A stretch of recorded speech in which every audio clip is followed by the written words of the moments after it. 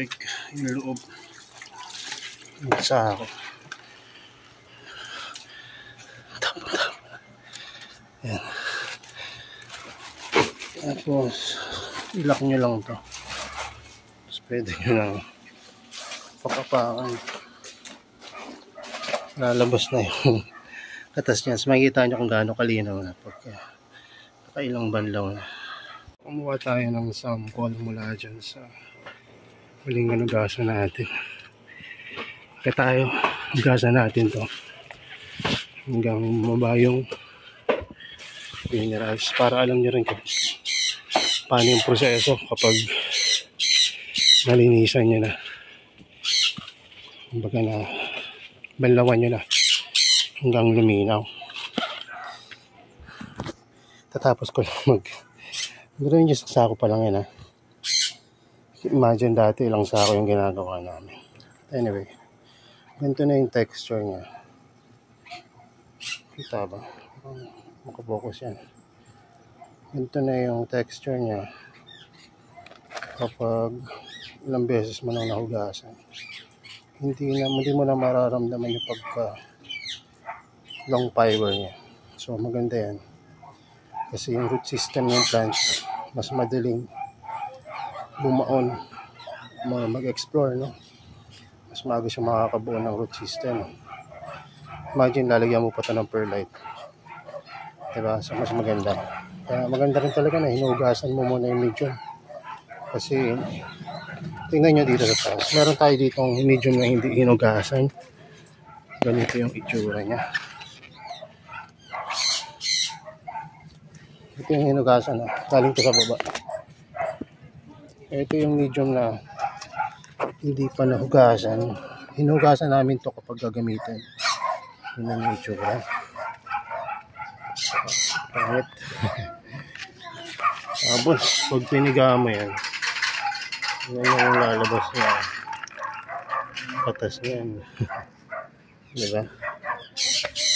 So, kaya hinugasan niya talaga yung medium. So, ngayon hanapin natin yung TDS meter.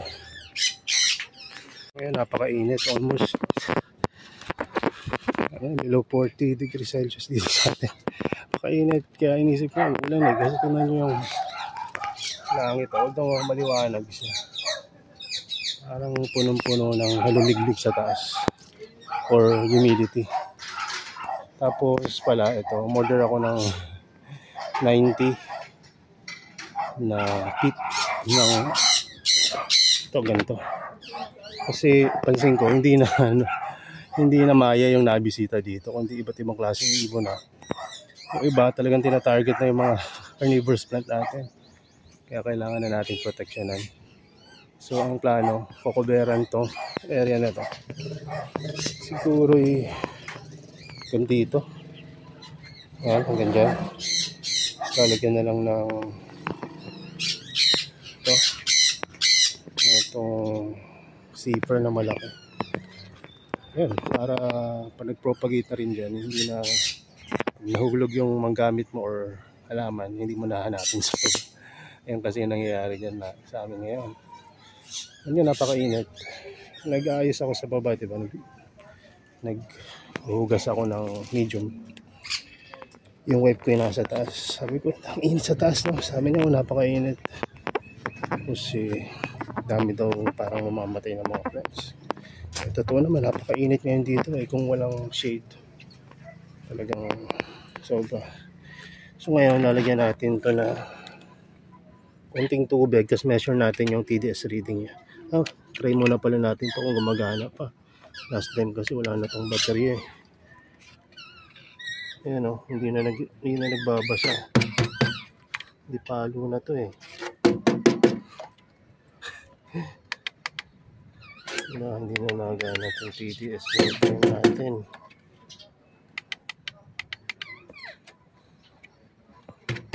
Nasisira rin pala to after so many. Pero gumagana siya pagka wait lang, ayusin ko lang. Alam ko na kung paano mag-ayos. Ang ginawa ko lang, pinilit kong tanggalin itong ibabaw. Tinanggal ko yung battery, tapos minalik ko ulit. Parang nare-reset siya. So pagka measure mo, meron ang nababasa.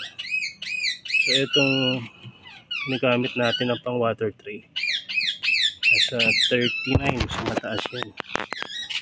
Kailangan na natin palitan pala yan, no? Tapos itong sa helium 4, natin gaano kataas to, kasi hindi na rin ako nagpa-flash dito eh. 15 to 14, okay naman. Kasi nga lagi naman nadidiligan. So ito naman, gawin natin. Ito namang tubig na hinugasan natin sa balon. Dahil ang balon, sa 400 yung measurement yan eh. Kaya mataas. Kaya nakaasa tayo na mataas pa rin to. So ang gagawin nyo lang, pabababain nyo hanggat pwede nang gamitin sa pag-carnivorous plant. So ngayon, biruin nyo, bumaba agad. Dahil piniga na yung medium. So umabot ng 40. So napakaganda pala, no? After mong mahugasan sa baba, kahit na mataas yung tubig dun eh. So mamaya itatry ko para makita nyo talaga kung na mataas yung tubig balon. Kasi baka isipin nyo pwedeng gamitin yun sa carnivorous plant. Hindi po pwede. Pwede lang yun panghugas. So yung ganitong measurement, ayun, mataas oh. Tumaas na 70. Hindi pa siguro ay tama. Hindi pa kasi nahalo yung tubig sa sa medium. So piga-pigain natin yan para makuha natin yung accurate measurement ng medium. Ngayon tingnan natin. From 0 to 91. So mataas pa. So ang gagawin nyo dyan, syempre, pipigain nyo yan, hugasan nyo hanggat bumaba yung minerals. Kasi itong pinanghuhugas natin, mababa ito eh. Ano ba natin ito i-measure? So mababa po itong tubig namin kasi rainwater to. So i-hold ko na lang para makikita nyo pag inangat ko. Ayan. Wait lang, napunta sa temperature. Okay, nasa 8 lang siya. So tanggalin natin ang hold ulit. Measure ulit natin. So, makikita nyo yung pagka inubog nyo na, hold nyo na para ma-measure. Ay, napindot ko yung ulit. So inubog ulit. Tapos hold. So yun nga, 8, 9 yung measurement niya. So ngayon, eto, nasa 70 pa. Mataas pa yan. So ipipigay nyo yan hanggat magamit nyo. So paano nyo pipigayin? So gamit kayo ng mga net or yung kanina, di ba? May tawag doon? Sako. Pwede yun. Yung ginagamit namin dati. Lampin, kumot, damit. Pwede yun. Tapos doon yun na lang huhugasan. Pero ito ngayon, ito gagamitin natin. Dahil nandito to. Ito ginamit natin to sa Venus flytrap. Nung tinanggal natin yung mga BFTs sa bote. So hugasan nyo to hanggat bumaba yung minerals niya. Minerals pa ito. Okay. Okay. Ngayon, yan, piga-pigain nyo lang yan. Tapos, buhusan nyo ulit.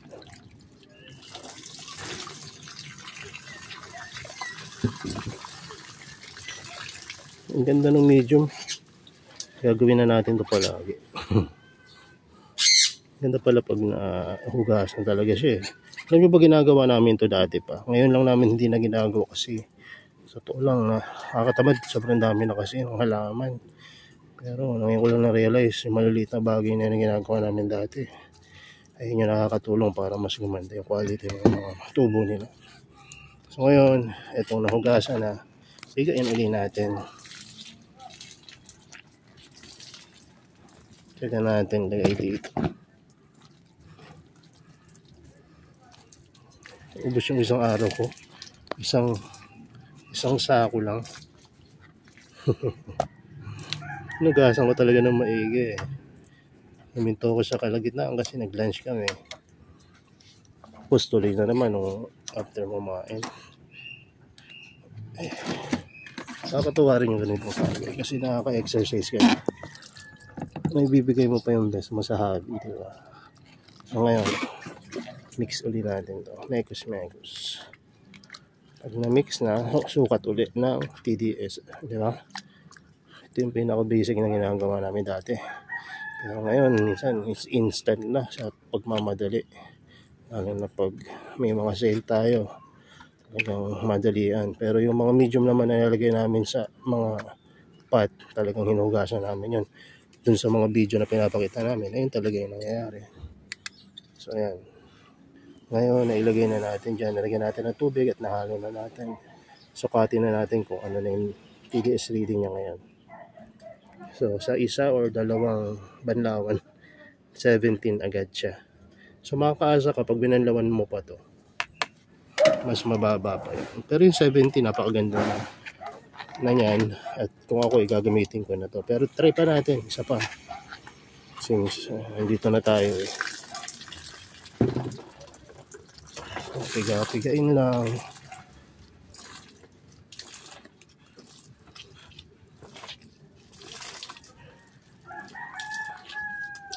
Ito yung maliit na bagay na dapat mong gawin lalo na pag nag-umpisa ka pa lang. Laki matutulong ito sa'yo. Ito yung nakatulong sa akin dati. Nag-umpisa pa lang ako. Napaka-metikuloso talaga sa pagtatanim. Tipong kung madaling araw, binabasa mo yung forum para na malaman mo yung mga dapat gawin sa mga pag-aalaga sa carnivorous plant. Ayaw sabihin sa'yo ng ibang tao.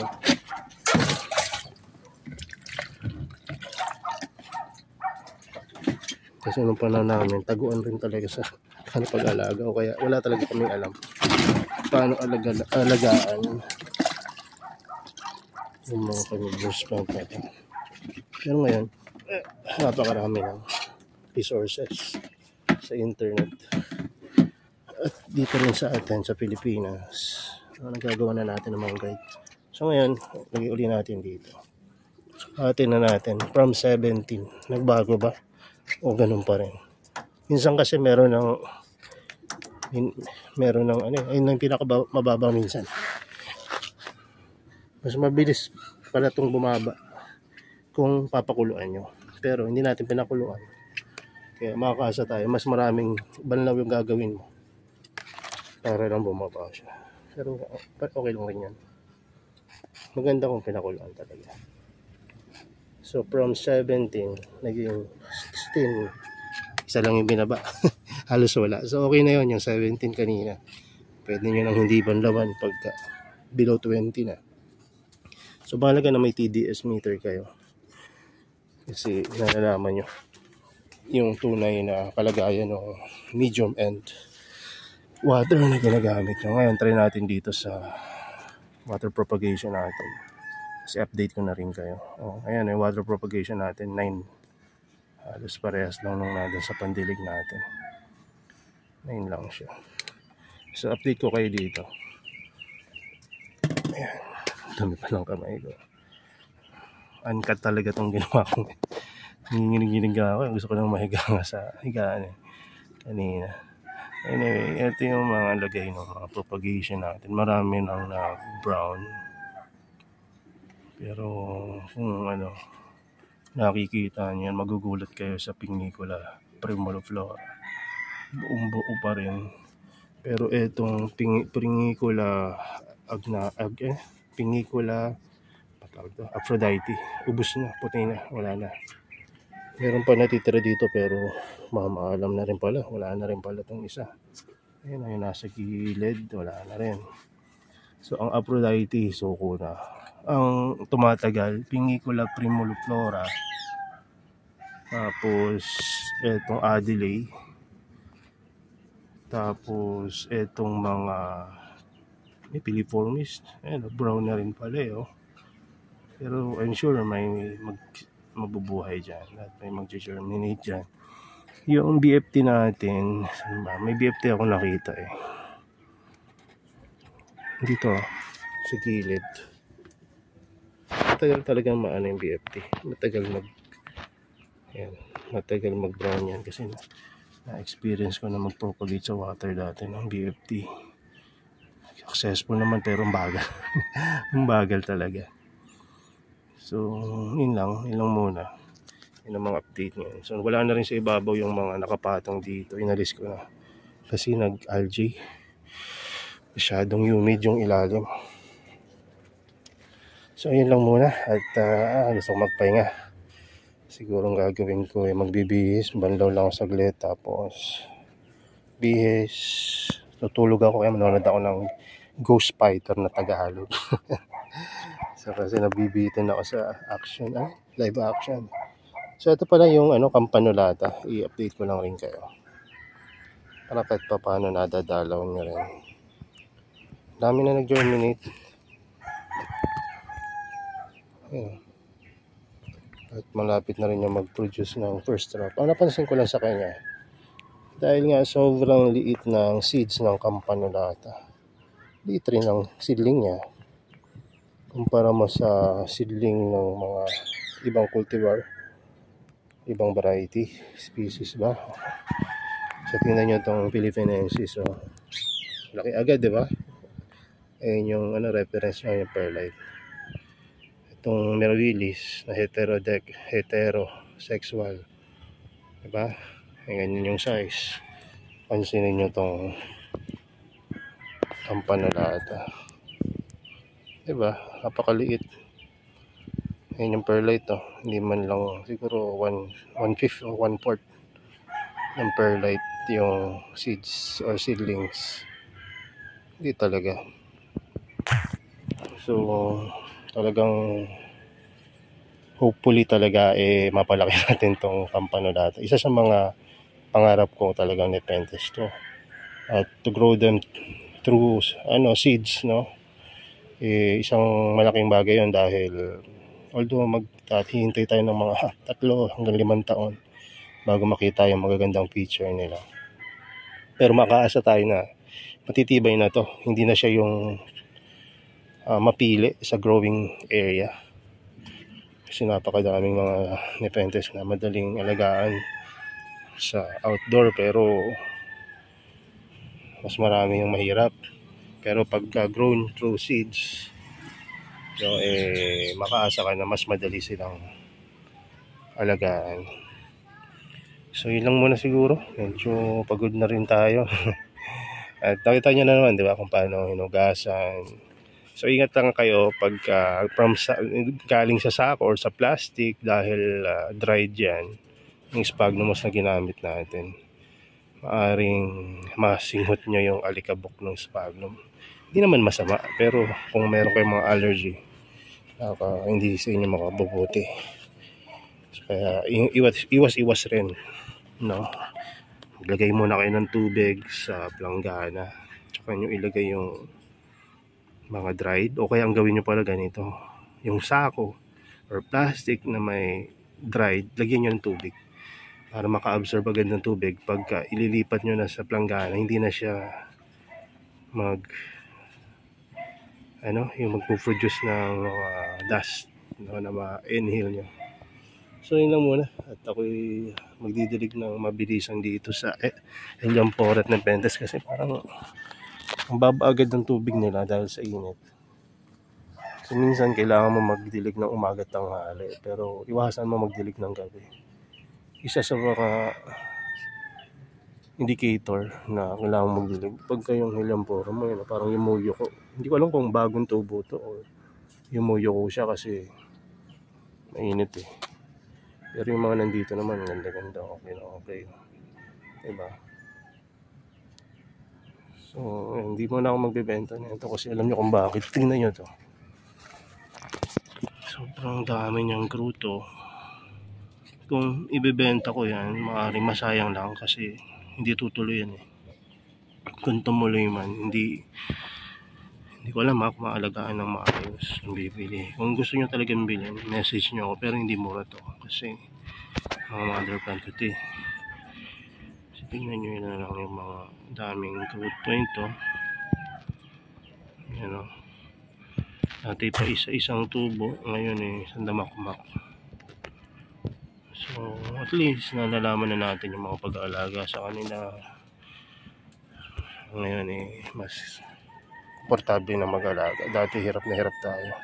So anyway, salamat sa mga suporta nyo. Nagiging slow ako. Gusto ko na talaga matulog. Pwede rin ako kagabi. Nagbasa naman ako ng solo leveling na manga. Kasi nagkaroon na ng first episode yung solo leveling sa anime. Natapos ko na dati yung light novel nun. Ngayon, nabitin ako sa isang episode ng solo leveling. Kung hindi kayo familiar doon, basahin nyo, subukan nyo basahin. Huwag nyo lang ako sisihin pag na-add kayong basahin yun. Kasi ganda talaga. Lalo na kung naglalaro kayo ng mga online games dati. Basta epic talaga. Ang nag-recommend rin sa akin yan, isang mga bata sa akin. So, mga kaibigan ng kapatid ko yan. Nasa Japan siya ngayon. So, sinan niya sa akin. So, ayun pala, ito. Yung ibon, kaya ako bumili ng 90 feet na kulambo dahil sa kanila. Ito yung mga ibon. Ayan, dinatangay nila yung mga halaman dito. Matatalino to kaysa sa mga Maya kasi marunong silang dumagit mga halaman. Yung mga Maya, kakain lang yan ng grapes. Alis, ito talagang gusto nilang gawing nesting materials. Naliligo siya. Naliligo. Walis na. Ang gagawin ko na lang, kasi nga tatakpan ko na tong growing area ko ng tatakpan ko na ng net. Lalagyan ko na lang sila dito ng space na makakapasok pa sila. Lalagyan ko ng tubigan kasi maawain din ako sa mga ibon. Dahil nag-aalaga rin ako ng ibon na naka-pre-flight lang. Kailangan rin nila ng tubig na inumin, tsaka liliguan nila. Tapos hindi ko naman puputulin tong grips. Medyo i-control ko lang kung saan tutubo para hindi yung ganyan, yung natatabunan masyado yung mga halaman natin. Pero may mga time kasi na nanghinayang rin ako na putulin yung malaking bahagi ng grapes. Kasi tulad ngayon na sobrang init, laking tulong rin tignan nyo itong UK solis na dormant. Nag-full red parang typical red siya ngayon. Yan, mga nakadormant yung mga halaman natin ngayon. Itong mga kalalabas ng culture, talagang nagbibinata pa. So kinakaya nila yung hindi to galing tissue culture, pero ngayon pagka mga bagong dating dito, bibilis lumaki talaga. Pero pag yung matatagal na, kailangan mo rin talagang i-manage. Huwag yung puro propagate, kasi pag puro propagate na may liit, dami nating new cultivar at wala pa yan sa 50% ng bago natin kasi marami tayong pinaplano at gustong ma-acquire. So pinagpipray natin na makarating na maayos dito sa Pilipinas kasi yung iba saan galing, Europe, Asia, USA, hindi ko alam kung anong mga bansa pa yung iba, pero meron pa ako yung sa Africa. So huwag nyo na ako tanongin kung paano ko na-acquire yan. May mga contact lang tayo, mga collector na nakikisabay tayo. So ang ganda na itong SPV. Anyway, masyado nang haba itong video. Pwede naman natin gawin to sa another video, pero na-excite rin ako kumbaga pagod ako sa taas kanina, di ba? Hinihingal pa nga tayo. Nakakita ko ng halaman, tanggal talaga ang pagod. So kaya hindi ko talaga masisisi yung iba na naa-addict rin sa paghahalaman. Dahil ito lang yung addiction na good and clean. So marami ka matututunan, giging healthy ka, mabawasan nga lang yung pera mo. Pero may laking bagay ito dahil may bonding na kayong pamilya. Minsan pwede ka pa mag-out, di ba? So yun lang muna, magdidilig na ako. Hindi ko nabibideo kasi haba masyado. Unless gusto nyo ako samahan ngayon dito sa pagdidilig. Yeah. Ayan. Dilig muna tayo ng helium po. Bumili ako ng battery charger ng sprayer ko kasi ilang beses ko nang sirani ko yung aking charger. Gumagana pa naman pero pag nasira yun, wala akong pamalit kaya bumili na ako ng isa. Tapos bumili pala ako ng 4 na sako ng perlite. Pinost ko sa Facebook. Marami palang nangangailangan ng perlite ngayon. So ayun, ni-refer ko sa kanila. Kayo kung gusto nyo rin bumili, i-PM nyo lang yung Great Deals Agri Supplies dito sa Silang. 1,200 lang ang per sako ng perlite nila. Ang isang sako, 90 to 100 liters of perlite. Pero yun, napakamura. Sa online, ang presyo niyan ay naglalaro sa 2,000 up to 5,000 pesos per sako. Pero yun, magandang quality na, horticultural grade. Ibig sabihin, pwede sa mga laman natin. Tapos, 1,200 lang. Hindi to sponsored kumbaga tip ko lang sa inyo kung gusto nyo makatipid at nagpaplano naman kayo ng malalaki mga setup, bumili na kayo. Bakit hindi ko to sinisikreto? Para dito nga itong mga video natin, diba? So pasensya na lang dun sa mga nagtitinda. Ako nagtitinda rin ako pero hindi mo naman kayang solohin lahat yan. Share natin sa iba. May bibili pa rin naman ng mga tingi-tingi mo dun sa mga hindi kaya bumili ng persa ako. At hindi naman lahat taga dito sa lugar ko sa Cavite. Kaya kailangan rin nila talagang bumili online. At hindi naman available online itong binibilang ko. Kaya sa tingin ko okay lang. At alam nyo ba, yung binibila natin na yan, young entrepreneur, yung kausap niya dyan. Kumbaga supportahan natin yun. Lalo na yung mga nag-umpisa pa lang. Although matagal na yung business nila. Yung mga apo or anak na tindahan yung nagmamanage yan. Kaya supportahan natin sila.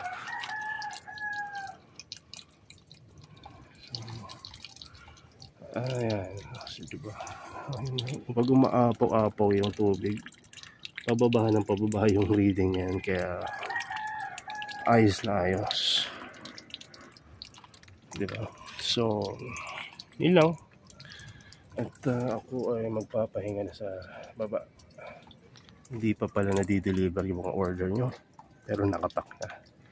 Kasi sobrang init. Hindi pwedeng ilabas agad. Ayan, isa sa mga tip rin yan sa mga nagbebenta. Huwag kayong magsiship na sobrang init. Hintayin yung lumilim kasi kawawa yung halaman. Kung malimbawa, yung stock room nila puno na, nilalagay lang yan sa labas or kung saan. So, sa truck, kung walang cooling system yung sa loob, yari yung mga laman nyo. Kaya, kung pwede nyo pang i-delay or pagbabukas, basta umaga nyo ipadala yan or late afternoon, pwede. Para hindi kawawa yung plants ninyo at hindi rin kawawa yung mga buyer ninyo. So, yung mga ganyan simpleng mga kaisipan, pwede nyo ring apply. Yung ganda talaga ng helianthera na ito. Pinagpipray ko yun lagi, tapos inalagaan. Kasi hindi ko pa na-experience yun dati, yung ganyang kakapal na helianthera. Nakabili na ako ng ganyang kakapal, pero yung makapag-produce ka ng ganito kakapal, hindi pa po. Ngayon pa lang, nabili ko dati yung isang ganito ko kakapal na helianthera. Nasa 7,000 mahigit. Underground yun, kaya mas makulay, mas malalaki. And so pagka outdoor, medyo mahirap paramihan, palakihan, pakulayin, pero matibay naman. Kaya nga lang, actually hindi ganun kadali mag-alaga ng helianthera. Kung ako sa inyo, kung bago kayo, may budget na kayo, bago kayo bumili, talagang kulitin nyo yung bibilan nyo kung paano alagaan, kasi tsaka siguraduhin nyo may time kayo sa first 3 weeks ng pag-acclimate nun or pag-aalaga, kasi minsan sobrang ginagalingan natin, minsan sa sobrang higpit natin sa pag doon pa na kasi ako ginagawa ko rin dati, dinamihan ko talaga yung live sphagnum nung una kong Helianthera. Hindi ko alam, pag sobrang dami ng live sphagnum, pag na-outgrow niya yung Helianthera, nabubulok rin yung pitcher, pati yung root system no Helianthera. Kaya mas much better kung hindi ganun katataas yung sphagnum no? Live sphagnum ng Helianthera mo. Yung ganito, sapat na sapat na yan. So tapos hindi rin nakatanim ng sobrang lubog. Anyway, so sobra na tong pag-video natin. Pasensya nyo na yung mahabang video, may mga matututunan naman kayo yan. At pasensya nyo na rin yung quality kasi impromptu or biglaan lang tong pagbibideo. Hindi ko dapat ibibideo dahil tignan nyo naman tong kalagayan ko. No? Hindi na ako magkaunda, ugaga. No? So, yun lang muna. At salamat sa panonood nyo. At ingat kayo palagi. God bless and bye-bye.